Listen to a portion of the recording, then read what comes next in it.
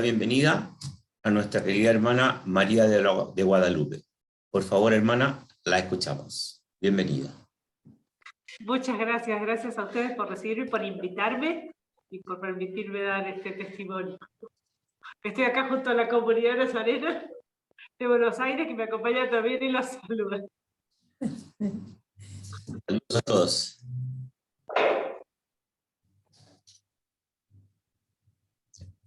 Entonces, hermano, te vamos a pedir por favor que nos entregues el testimonio durante el periodo en el cual solo vamos a poner mucha atención a tu testimonio, y una vez que termines, entonces ahí vamos a probablemente hacer alguna pequeña ronda de preguntas más o menos puntuales y seguimos adelante.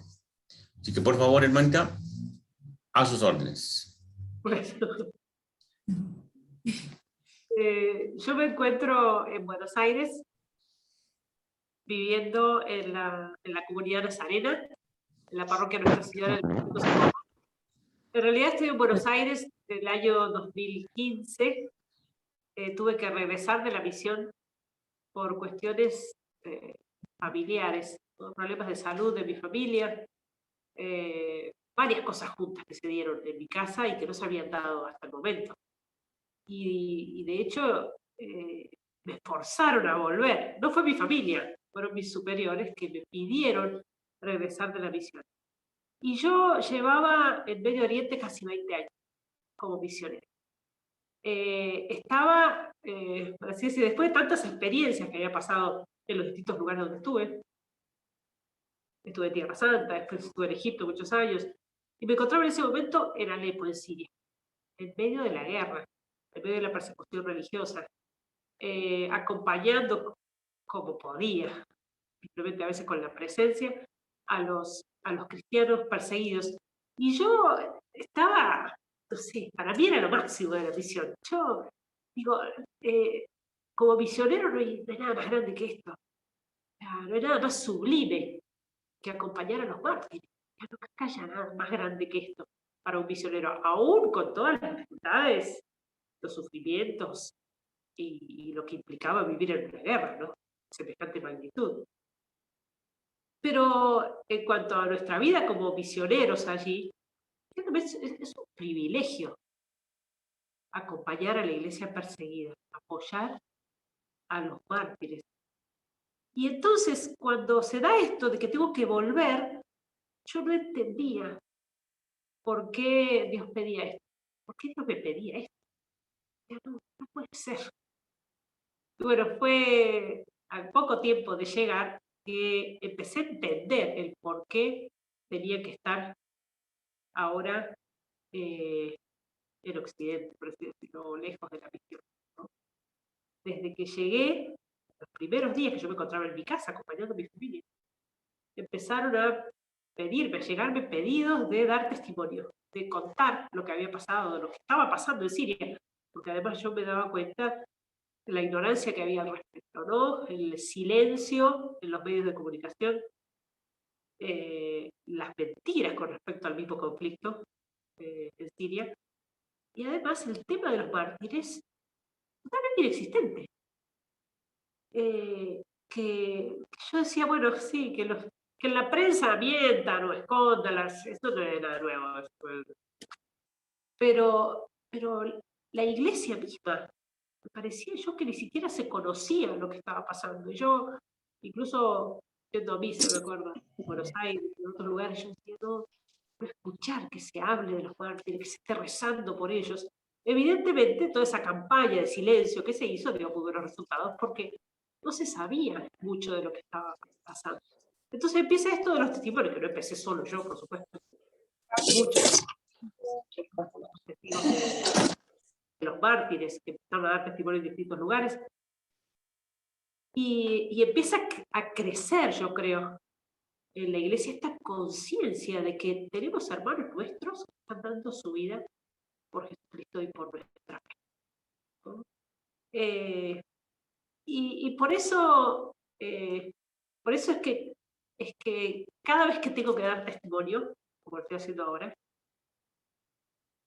cada vez que tengo que hablar de esto, para mí me significa mucho. Es decir, no estoy contando algo que leí, y bueno, algo interesante que me contaron, sino algo que viví, y de las cosas más fuertes que he vivido en mi vida, que me sacudieron en su momento y que al momento de contarlas, las vuelvo a revivir, ¿no? Y por lo tanto me provocan, incluso hasta, no sé, físicamente hablando, una conmoción, ¿no?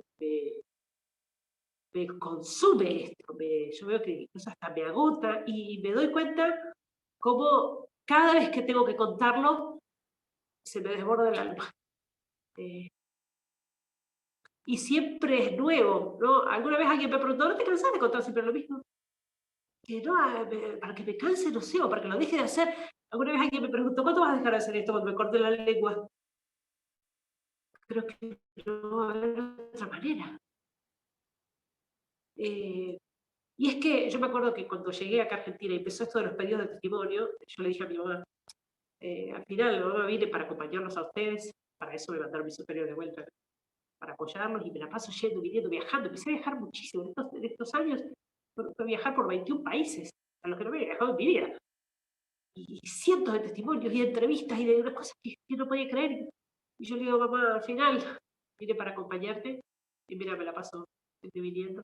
Y ella me dijo, Santa Madre, que en paz descanse, ya hace casi 2 años que partió para el cielo, ella me dijo en aquel momento, lo que pasa es que es tan grande lo que tenés y lo que traes, no te lo podés guardar. Y por eso esta se convirtió en mi misión. Esta es mi misión principal. Esto es lo que Dios me ha encomendado y por eso les agradezco a ustedes y a todos los que siempre se interesan por conocer esto. Los mártires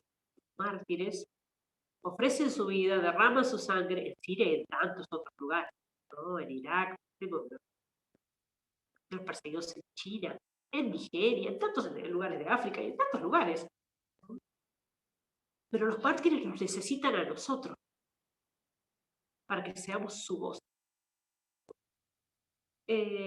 Cuando yo llegué a Medio Oriente, no entendía mucho, aún siendo monja ya de varios años, no entendía mucho esto del martirio. No me decía mucho. Bueno, ser mártir me parecía como, bueno, como demasiado, bueno, está todo bien, pero bueno, algunos mártires hubo en los primeros tiempos de la iglesia, ¿no? Y, bueno, y claro, cuando yo vi cómo vivían los cristianos en Medio Oriente y que exponían su vida, su reputación, su fama, su futuro, todo por ser cristianos, me sorprendió muchísimo en los distintos lugares donde estuve, ¿no? En Egipto, donde estuve muchos años, tantos mártires, tantas familias que se glorían de tener un mártir entre sus miembros, ¿no? Y es que allá es prácticamente imposible decir que uno es cristiano de nombre. Es prácticamente imposible, ¿no? Ya el hecho de ser cristiano implica llevar un nombre cristiano, una forma de vestir como cristiano, una forma de comportarse, una forma de hablar, todo un estilo de vida. Es el estilo de vida de los cristianos que los distingue del resto, que hace que sean señalados, discriminados e incluso, pero que ellos llevan con tanta honra, con tanta gloria. Ellos no se avergüenzan. Y esto lo vi ya, el punto culmen, en Siria, ¿no?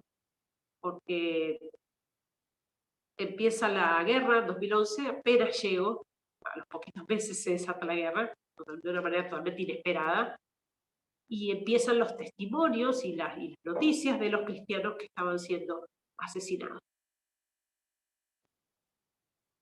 Asesinados de formas muy crueles, decapitados, enterrados vivos, crucificados, siempre antes de matarlos, normalmente antes de matarlos, ofrecerles la posibilidad de salvarse, y se convierten al Islam. Y yo los he escuchado hablar de esto y contarlo, porque tenemos a los mártires, que son los que han derramado su sangre por Cristo, han muerto por Jesucristo, por su fe, y están los confesores de la fe. Son los que no han llegado al martirio, pero han sufrido, ¿no?, secuestros, persecución, torturas, y peligro, amenaza de muerte. Y pude conversar con muchos de ellos, a muchos los conocí. Ellos pude convivir y escucharlos hablar de esto. Es una cosa que...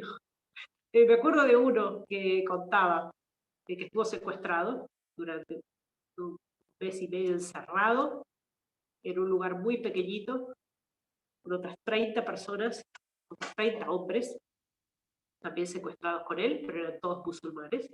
Él el único cristiano, y esperando el rescate, lo tenían encerrado, y lo sacaban fuera, él me lo contaba, lo sacaban fuera cada día para hacerle el interrogatorio. Y él dice, el primer día me sacan con una ametralladora en la sien, o te haces musulmán, ahora mismo, ¿no? Aceptar, digamos, pasar el Islam, ¿no? Por medio de la fórmula. Dice, o te haces musulmán, o te matamos ahora mismo. Y él cuando me lo contaba, me decía, ¿usted puede creer, hermana, que esta gente no entiende? No entiende. Yo le decía, pero mi corazón es de Jesucristo, yo no puedo hacer nada. Le pertenezco a Jesucristo, soy cristiano, no puedo hacer nada. Háganme lo que quieran. Cuando él lo contaba era gracioso incluso, porque la sencillez con que lo contaba, porque él decía, ¿usted puede creer, hermana, que al otro día me sacaban otra vez para preguntarme de nuevo lo mismo? Esta gente no entiende. O sea, era para él una aberración, pero ni siquiera había lugar a dudas o a pensarlo o a tener miedo, porque varias veces fueron distintos los interrogatorios, ¿no? Y bueno, impresionándolo con su familia, y vamos a matar a tu familia. Hagan lo que quieran.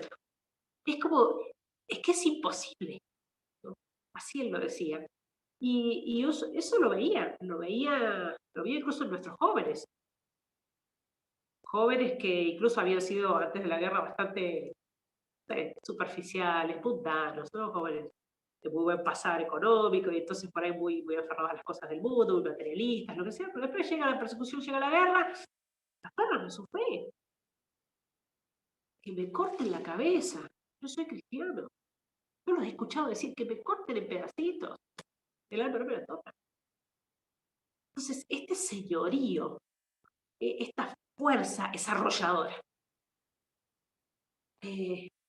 Uno ahí se da cuenta que el mundo como tal, el mundo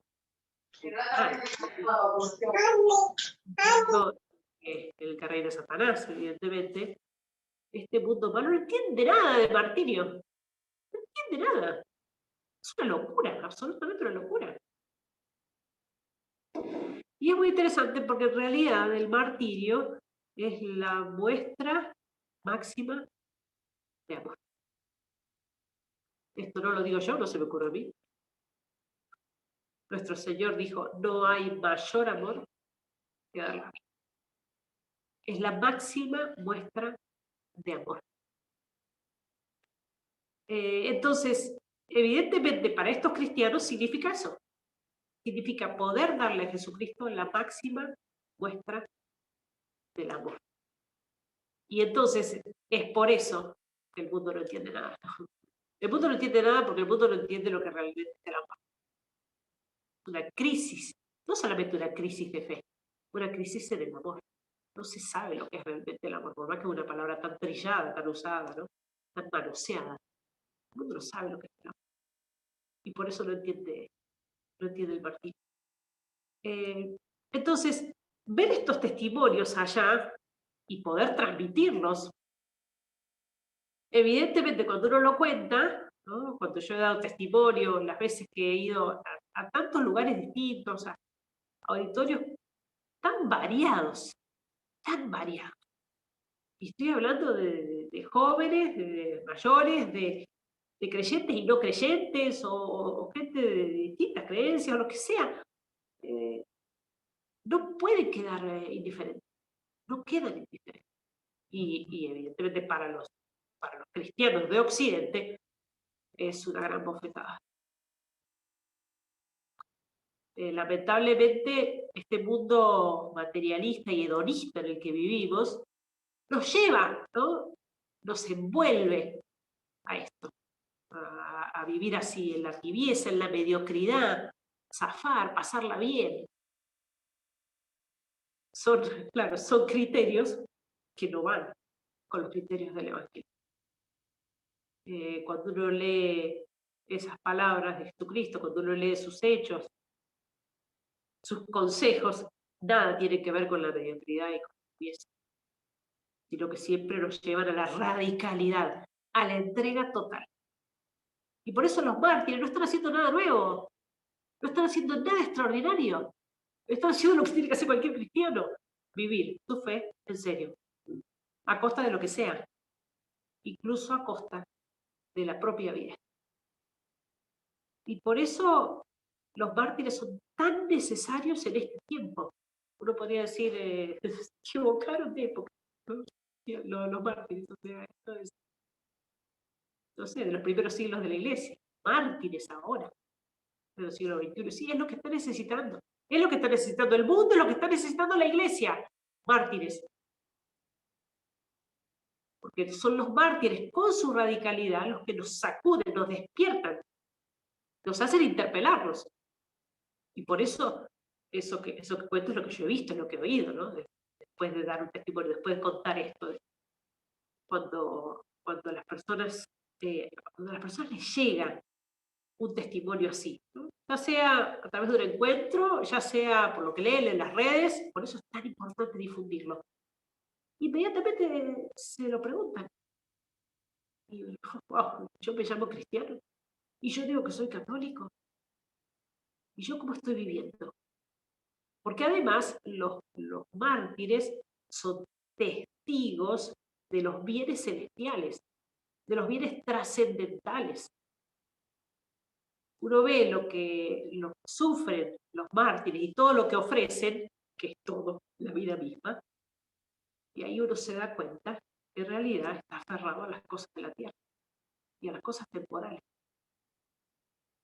Entonces, los mártires sacuden, los mártires, ellos solos con su testimonio nos hablan de que tenemos un alma que salvar y que todo lo demás es secundario. Los mártires nos hablan de una vida eterna. Los mártires nos hablan de que hay algo mucho más valioso que pasar la vida en este mundo. Por eso yo creo que es misión de todo cristiano, no solamente de los nazarenos, ¿no? El movimiento de los nazarenos, el movimiento laical, se forma y surge justamente a raíz de los testimonios de los cristianos perseguidos y asume como misión rezar por ellos, por los cristianos perseguidos, y difundir esto en su ambiente, a través del uso de las redes, internet, pero tiene que ser compromiso de todo cristiano, porque es una forma maravillosa de apostolado, llevar el testimonio de los mártires. Por eso los nazarenos dicen, nosotros somos los portadores de las gracias de los mártires. Yo he visto conversiones, he visto en el mismo momento, lo he escuchado, me lo han dicho, evidentemente que no es por cómo yo hablo, ¿no? Necia tendría que ser para pensar que por cómo lo digo, porque es que la oratoria que tengo es irresistible. Evidentemente hay algo mucho más grande, eso yo lo vi desde el día 1. Acá está pasando algo. Está pasando algo que me supera totalmente, que nos supera a todos los nazarenos que tienen esta experiencia. Y es porque justamente nosotros estamos siendo solamente transmisores de una gracia enorme, que es la gracia de los mártires. Son ellos los que están provocando conversiones en el mundo entero. Esto nos consta como nazarenos. Y por eso es un arma de apostolado muy eficaz que tenemos que usar. Y además, yo creo que es el gran negocio que podemos hacer. Porque nosotros cuando rezamos por los cristianos perseguidos, rezamos por los mártires, estamos ayudando y difundiendo también, pero en ese mismo intercambio, porque vivimos la comunión de los santos, en ese intercambio nosotros nos beneficiamos de los méritos de los mártires, nada menos. Y por eso es el gran negocio que tenemos que hacer con los mártires, ¿no? Rezar por ellos, rezar por los cristianos perseguidos, para beneficiarnos espiritualmente de tantas gracias. Es algo que choca tremendamente con el mundo de hoy. Es un golpe muy fuerte para los criterios del mundo, pero no nos tenemos que asustar, no tenemos que tener miedo. O sea, el enfrentamiento no lo causamos nosotros al mundo, lo causa el Evangelio. Es Jesucristo mismo. Y Él se hace cargo de este enfrentamiento. Él es el que lleva adelante la lucha. Contra el mundo, contra Satanás, contra los criterios del mundo. Y por eso no hay que asustarse, hay que asumir nuestra identidad de cristianos de manera completa, íntegra, sin recortes, sin adaptaciones, ¿no? Acomodar a nuestros gustos, ¿sí? Para que no nos duela, entonces sacar las cosas que no nos gustan. Esa no es verdadera fe, ni es verdadero amor a Cristo. Tenemos que vivir plenamente nuestra identidad sin miedo al choque, sin miedo. Nuestro Señor Jesucristo nos lo enseñó más de una vez fue el choque, ¿no? Ciertamente no fue Él políticamente correcto, ¿no? No lo fue. Y Él es nuestro modelo, no los modelos del mundo, que buscan caer bien y entonces todo esto para no ofender. ¿Desde cuándo nosotros como cristianos creemos que el anuncio de la buena nueva, el Evangelio de Jesucristo, va a ser una ofensa? ¿Qué es eso? Tenemos que trabajar en nuestros ambientes por vivir con los criterios del Evangelio y con los criterios de los mártires. Es algo que allá, en el Oriente, que vi durante la guerra, especialmente, se transmite hasta de una manera natural, ¿no? Por ejemplo, los padres a los hijos, los niños, la manera en que viven su fe. Y eso lo han recibido de sus padres. El ejemplo que he contado ya muchas veces, este niño, uno de estos niños que está en la foto, Bruno, que ahora tendrá 13 años, pasó toda su infancia en la guerra, pasó 6 años de guerra en Alepo, de nuestra parroquia. Cuando yo visité, en el 2017, visité Alepo de nuevo, estuve con él y le preguntaba, lo hice hablar un poco, porque quería tener su testimonio, y le preguntaba a Bruno, que había sufrido, yo sabía que había sufrido mucho durante la guerra. De hecho, creo que 3 veces al menos cayeron bombas en su casa. Él mismo, junto a su familia, estuvo juntando escombros y vidrios. O sea, pasó situaciones muy, muy difíciles. Y yo le preguntaba, le decía, Bruno, ¿vos te das cuenta que por ser cristiano podían matarte acá en Siria? Y me dijo, sí, sí, sí, lo sé. Ah, o sea que estarías dispuesto a que te maten solo por ser cristiano. Y me miró sorprendido y me dijo, hermana, algo hay que sufrir. Nosotros estábamos hablando en la secretaría parroquial, había un crucifijo. Me dice, mire la cruz, hermano. Mire todo lo que hizo Jesús para demostrarnos su amor. Esa es la experiencia de muerte de Jesús. Fíjense la teología de este niño. La fe, la profundidad de la fe de este niño. Todo lo que hizo Jesús para demostrarnos su amor. Y nosotros no vamos a estar dispuestos a sufrir algo por su amor. Un niño que con sus 12 años ya estaba dispuesto para el martirio. Por eso es algo que nosotros como educadores, como formadores, tenemos que inculcar en nuestros hijos, en nuestros niños, en nuestros jóvenes. Ese amor por Jesucristo que los lleve a entregar lo que sea por Él, todo. Porque eso nos va a hacer parecerse a los mártires en todo. A nosotros quizás no nos toque derramar la sangre de manera cruenta. Pero si nosotros vivimos como los mártires, con ese espíritu, con esa radicalidad, con esa entrega de todo o nada, vamos a tener ya en esta tierra los beneficios de los que gozan los mártires antes de morir. Ellos viven una alegría muy intensa, es realmente don de Dios, y una libertad no se puede comparar con nada. Y es una paradoja, ¿no? Dice libres cuando están, no sé, secuestrados, perseguidos y asesinados. Sí, sí. Son las personas más libres. Y por eso es la única manera en que nosotros podremos vivir realmente nuestra fe con alegría y con libertad, imitando la radicalidad del Señor.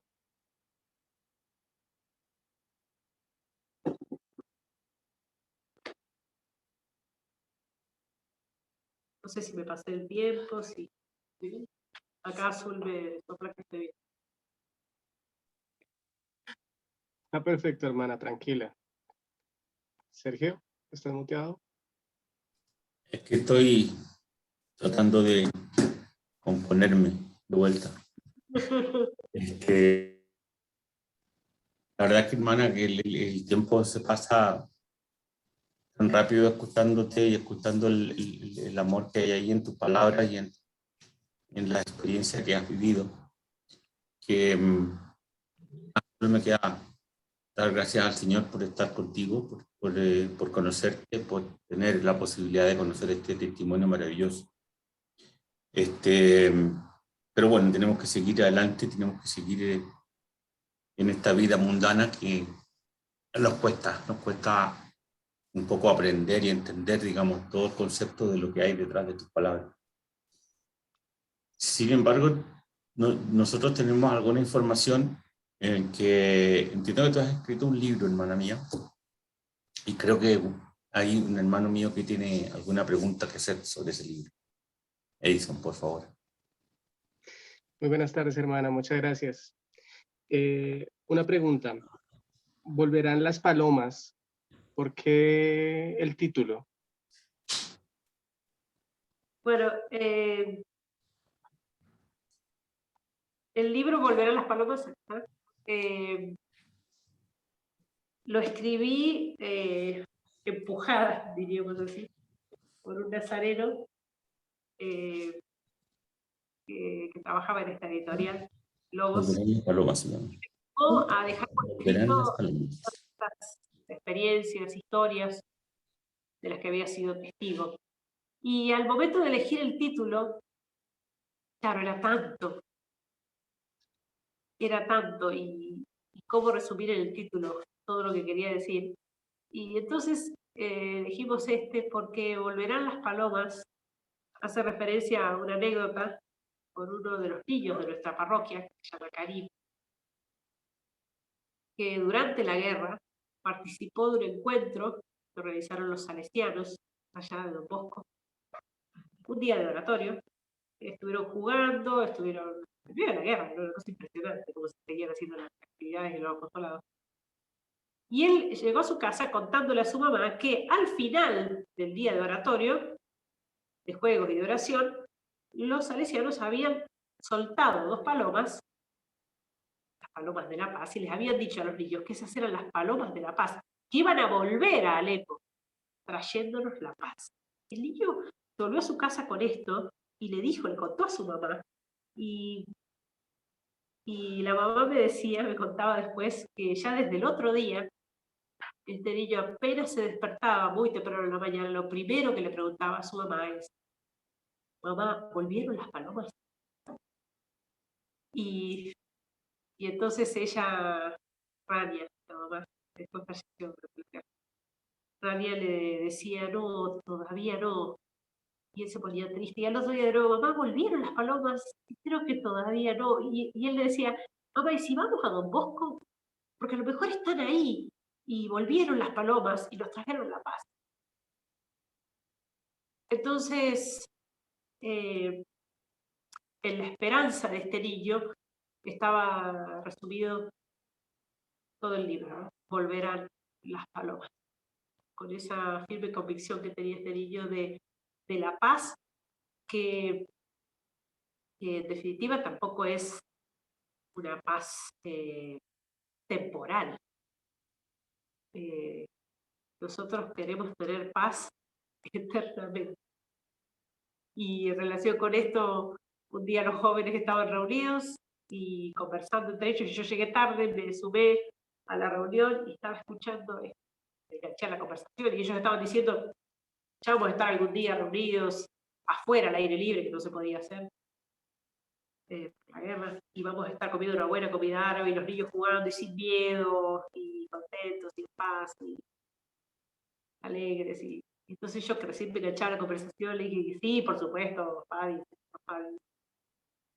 Yo, por supuesto, Fadi, esta guerra va a terminar, va a llegar la paz. Y él me dijo, hermana, no, estábamos hablando del cielo. Estaban hablando del cielo.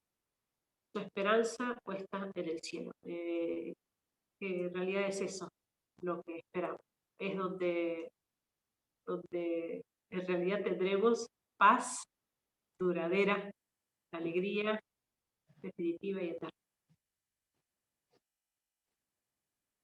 Amén, hermana, muchas gracias.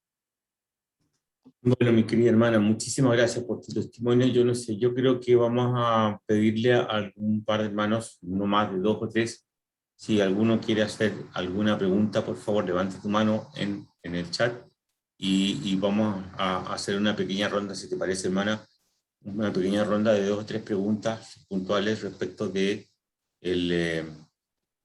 esta maravillosa y de esta impresionante charla, en verdad, de testimonio de vida de la hermana María del Guadalupe. Si alguien quiere, por favor, hacer algún tipo de pregunta. Hay preguntas en el chat, Sergio. Ok, gracias. Vamos a ver. Vamos a ver, hermana. Desde Pasto, Nariño, en Colombia, pregunta Daniel Chávez, si hablamos de Dios, que Dios es amor, nuestro Padre, ¿Él quiere vernos mártires? Pregunta Daniel Chávez, de Colombia.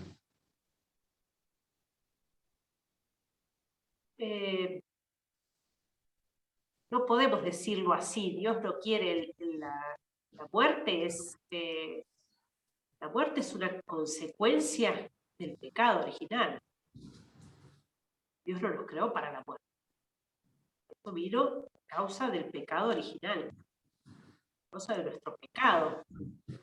Y por eso incluso el dolor, el sufrimiento, pero son todas cosas que Dios permite en nuestra vida por algún bien. Y entonces, el hecho de poder llegar a dar esta muestra máxima de amor es permitida por Dios para concederle el cielo a esa persona y para bien de los demás.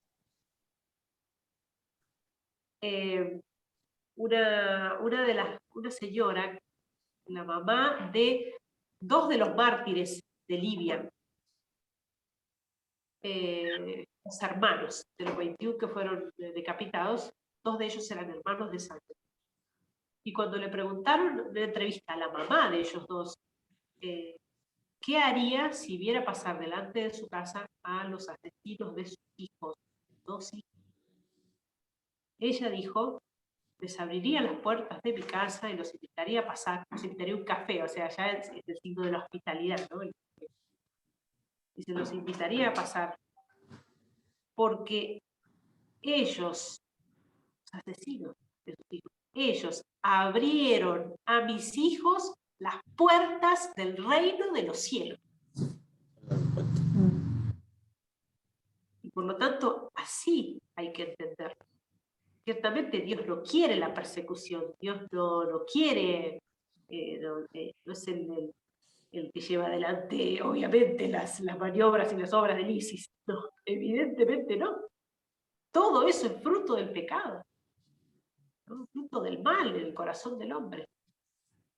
Pero Dios lo permite para un bien. Porque con esa pregunta también podríamos decir, pero si Dios es amor, ¿por qué dejó morir a su hijo? El mal más grande que puede haber provocado el demonio en todos los tiempos de la historia, la muerte del Hijo de Dios. Y Dios lo permitió, porque sacó el mayor bien que pueda conseguir jamás toda la humanidad, que es la vida en el cielo. Y es así como hay que hacer. Igual el que puede entender. Muchas gracias, hermano. Hermana, hay una hermana que se llama Daniela Riascos, y ella sugiere lo siguiente: hay un grupo de chicas que tienen una inquietud vocacional. ¿Qué podrías decirles a ellas en medio de la situación actual de tanta confusión que vive nuestra iglesia? Bueno, lo que les puedo decir a los que están haciendo discernimiento de su vocación, que están en un camino de discernimiento, es que se apuren, porque va a llegar pronto el fin del mundo. Porque a veces perdemos tanto tiempo y años en el camino de discernimiento que va a llegar la parucía y la segunda venida de nuestro Señor, y todavía vamos a estar pensando, ¿será o no será que Dios me llama? Yo creo que hay que lanzarse, hay que largarse a esta gran aventura. No podemos estar esperando pruebas, siempre pruebas y señales de Dios, y cuando ya me pareció que lo vi, pero otra vez y todavía no sé, y faltaría que entonces, en definitiva, lo que estamos buscando es que humanamente tengamos todas las certezas, y eso no lo vamos a poder.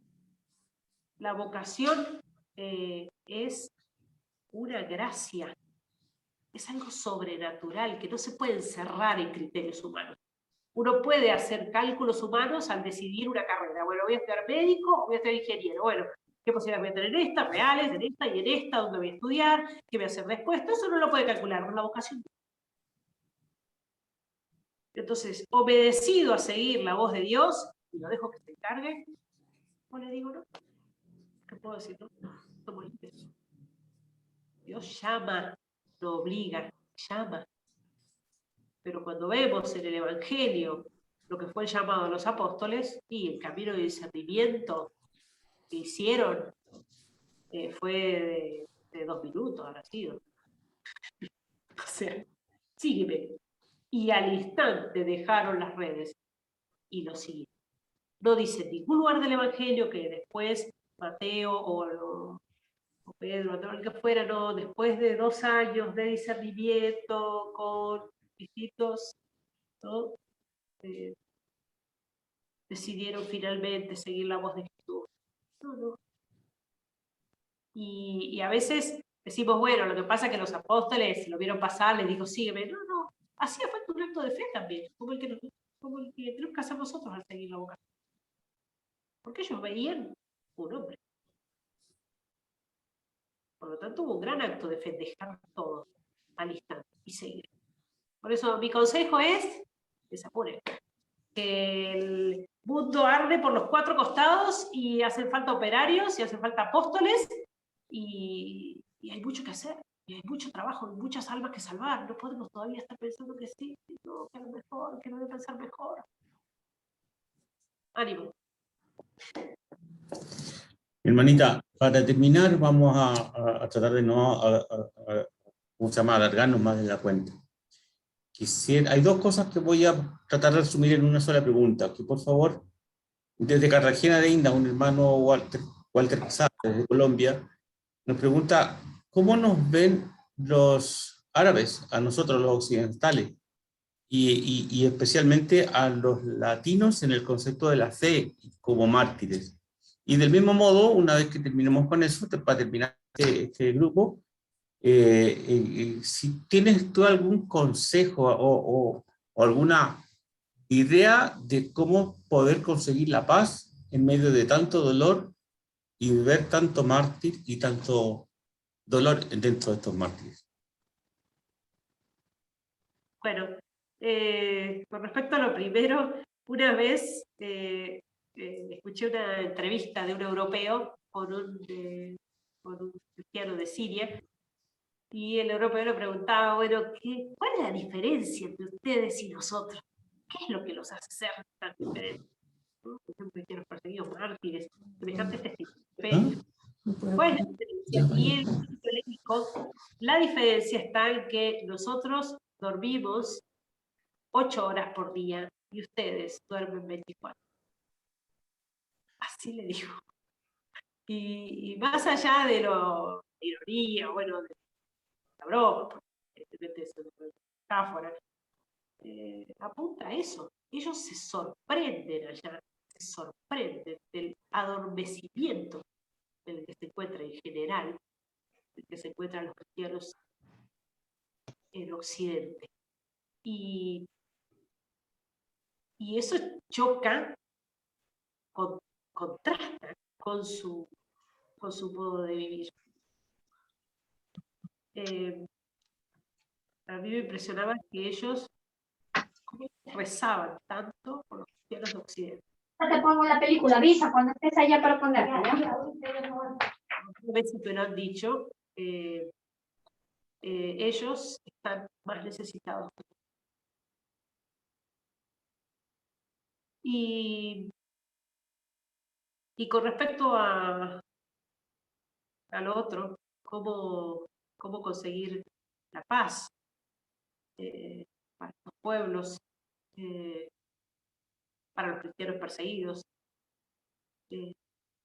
para tantos lugares donde hay sufrimiento, yo creo que tenemos que recurrir a la oración, siempre a la oración, confiar en el fruto que dan realmente nuestras oraciones, y que de esa manera estamos sosteniendo realmente